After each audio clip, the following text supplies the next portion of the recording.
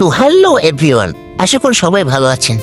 আমি রোহিত আর আমার চ্যানেলে আপনাদের সবাইকে স্বাগত।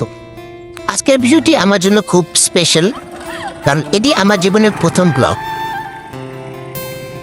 আজ এসেছি আমি জলপাইগুড়ি জেলার রাজগঞ্জে। আমার পেছনে যে বিশাল দিঘিটি দেখছেন, এটির নাম মহারাজের দিঘি।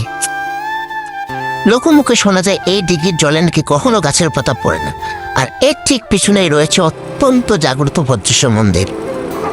আজকের ব্লগে আমরা জানবো এই রহস্যময় দিঘির ইতিহাস ও এখানকার কিছু অবাক করা অলৌকিক ঘটনা। চলুন দেখা যাক।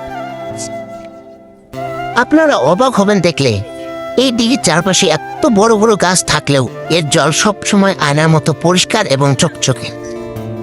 গ্রামবাসীদের বিশ্বাস, এখানকার কোনো দ্রব্য শক্তি আছে যা জলকে অপবিত্র হতে দেয় না। এখানে আসার আগে জানলাম গ্রামবাসীরা এই দিঘিকে এতটাই ভক্তি করেন যে এখানে মাছ ধরা সম্পূর্ণ নিষিদ্ধ।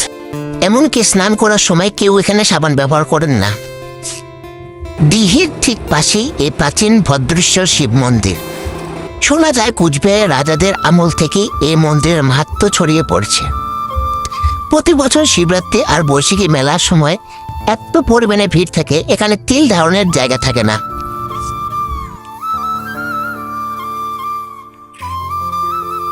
বন্ধুরা, আপনারা যদি শিলিগুড়ি বা জলপাইগুড়ির আশপাশে থাকেন এবং ভিড়ভাট্টা থেকে দূরে নিজন কয়েক ঘন্টা কাটাতে চান, তবে রাজগঞ্জের এই জায়গাটি সেরা।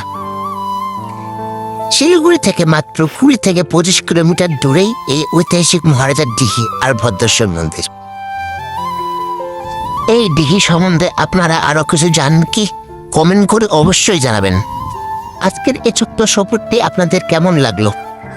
ভিডিওটি ভালো লাগলে লাইক করুন, আর উত্তরবঙ্গের এমন আরো অফবিট জায়গা দেখতে আমার চ্যানেলটি সাবস্ক্রাইব করুন।